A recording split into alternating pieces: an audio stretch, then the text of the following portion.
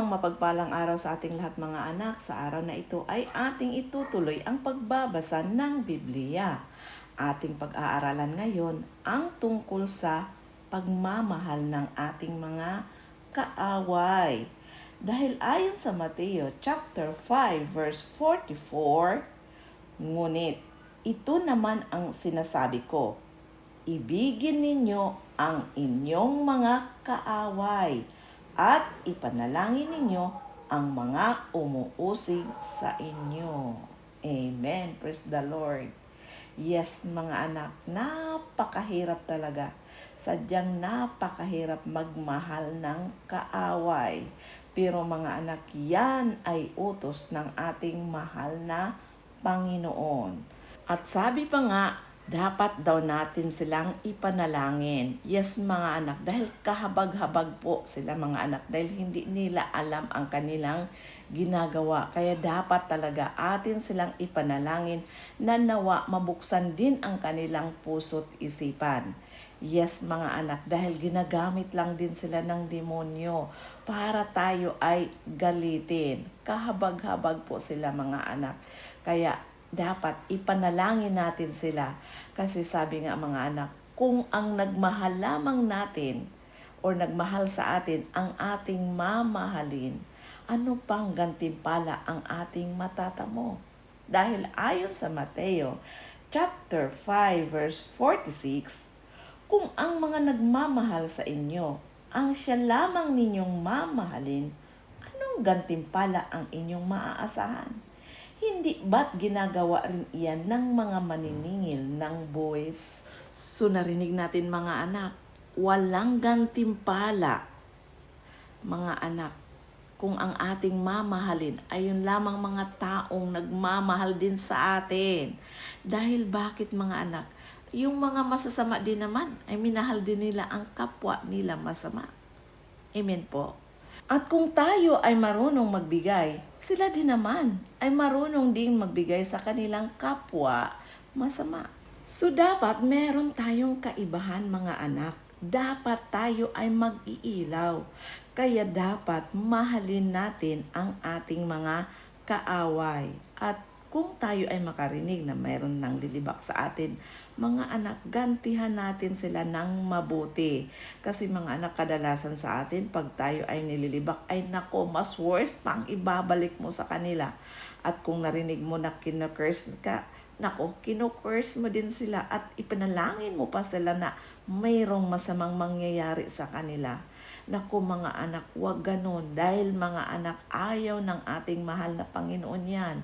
Dahil mga anak, yung panalangin mo na yan ay magiging curse din yan sa'yo. Kasi mga anak, kapag tayo ay nanalangin na merong daladala na sama ng loob or bit-bit na sama ng loob, mga anak, hindi kadiringgin ng ating Diyos na Ama na nasa langit. Kasi di ba mga anak, utos ng ating mahal na Panginoon na bago tayo manalangin ay dapat marunong tayong magpatawad sa mga nangagkasala sa atin.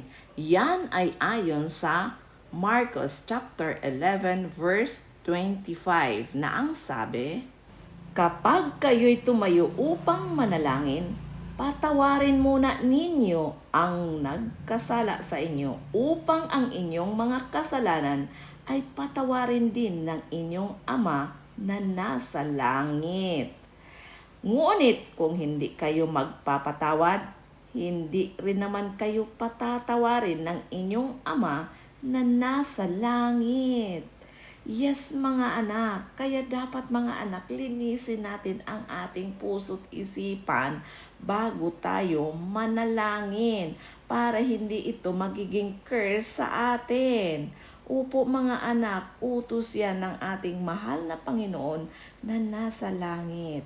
At ayon pa sa Lucas chapter 6 verse 28, pagpalain ninyo ang sumusumpa sa inyo at ipanalangin ang mga nang-aapi sa inyo. So patuloy nating ipanalangin ang ating mga kaaway mga anak.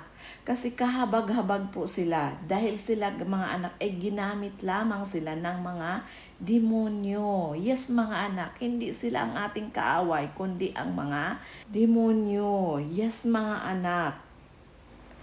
At ayon pa sa Lucas chapter 6 verse 31, gawin ninyo sa inyong kapwa ang nais ninyong gawin nila sa inyo.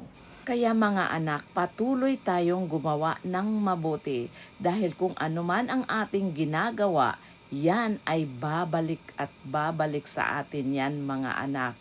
Subok na subok ko yan mga anak, kaya manahimik lamang tayo, huwag tayong gaganti, manalangin lamang tayo sa ating Ama na nasa langit at patuloy gumawa ng mabuti. At isang araw magugulat ka, yang kaaway mo na yan ay kusang lalapit sa'yo. Mark my word, totoo yan mga anak. Lalapit yan sa'yo at ikaw pa mismo ang hihingan ng tulong. Basta mga anak, lagi na nasa ating puso't isipan ang kabutihan.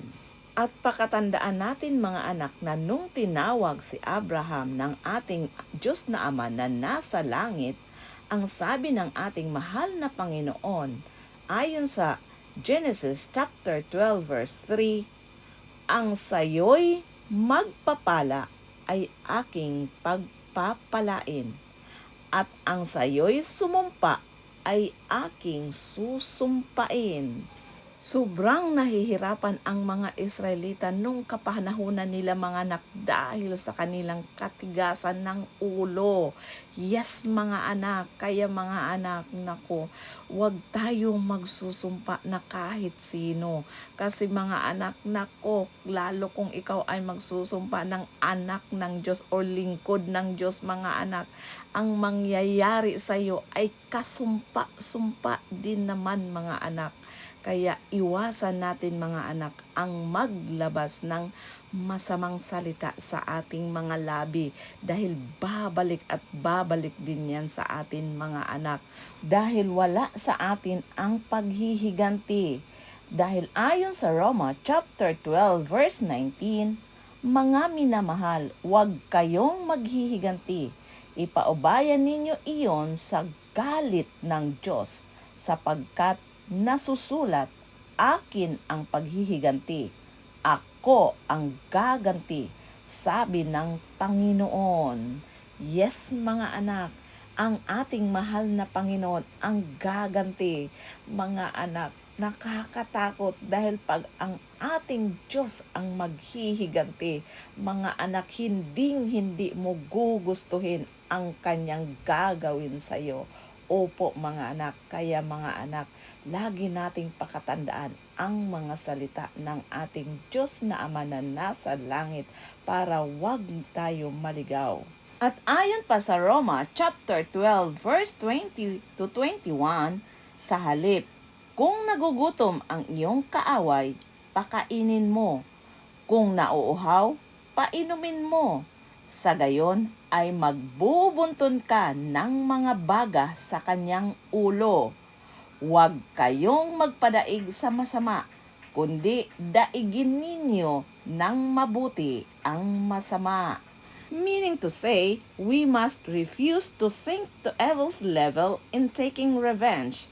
Instead, overcome evil by doing good to those who harm us. Kailangang mapagtagumpayan natin mga anak ang mga gawa ng kaaway. Yes mga anak, dahil yan ay nagliligaw lamang ng ating landas tungo sa buhay na walang hanggan. Opo mga anak, ang kalooban ng ating Diyos na Ama sa langit ang dapat laging nasusunod. Dapat mga anak, pag nilay-nilayan natin ang salita ng ating mahal na Panginoon araw at gabi upang sa ganon ay matupad natin ang kanyang mga kautusan. Ang mahalin ang kaaway ay sadyang napakahirap, pero mga anak, pag nasa ating puso ang salita ng ating mahal na Panginoon, pag isapuso natin ang kanyang mga salita, mga anak, walang imposible sa ating Diyos na buhay. Yes mga anak, kayang-kaya natin yang mapagtagumpayan basta asamin lamang natin na tayo ay makapasok sa kaharian ng langit. At ayon pa sa Roma chapter 12 verse 17 to 18, huwag ninyong gantihan ng masama ang masama. Sikapin ninyong mamuhay ng marangal sa harap ng lahat ng mga tao. Hanggat maaari, gawin ninyo ang inyong makakaya upang mamuhay kayo ng mapayapa kasama ng sinuman. Yes, mga anak, yan ay utos ng ating mahal na Panginoon na huwag nating gantihan ng masama ang mga masasama. At ayon pa sa Proverbs chapter 24 verse 17 to 18, huwag mong ikagalak ang pagbagsak ng iyong kaaway ni ang kanyang kapahamakan. Kapag ginawa mo iyon, magagalit sa iyo si Yahweh at sila'y hindi na niya paparusahan.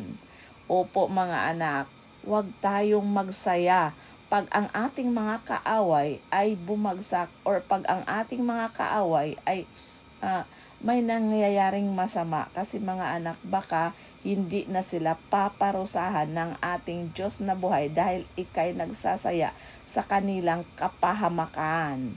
At ayon pa sa Hebreo chapter 12 verse 14 to 15, sikapin ninyong makasundo ang lahat at magpakabanal sapagkat hindi ninyo makikita ang Panginoon kung hindi kayo mamumuhay ng ganito. Pag-ingatan ninyong huwag tumalikod ang sinuman sa inyo sa pag-ibig ng Diyos. Huwag kayong magtanim ng sama ng loob na dahil dito'y napapasama ang iba. Yes, mga anak, kailangan tanggalin natin ang sama ng loob. Opo, mga anak, kailangan mapagtagumpayan natin yan. Ipagpipray natin yan, mga anak, ng puspusan na mawala ang ating sama ng loob sa ating kapwa. Dahil yan, mga anak, ay maghahatak sa iyo pababa. Hinding-hindi gaganda ang iyong buhay pag may bitbit ka ng sama ng loob. Yes, mga anak, kaya nararapat lamang na linisin natin ang ating puso't isipan nang sa ganon tayo ay katanggap-tanggap sa harapan ng ating Diyos na Ama na nasa langit. Amen po. So yan lamang po mga anak, to God be all the glory hanggang sa susunod nating pagbabasa ng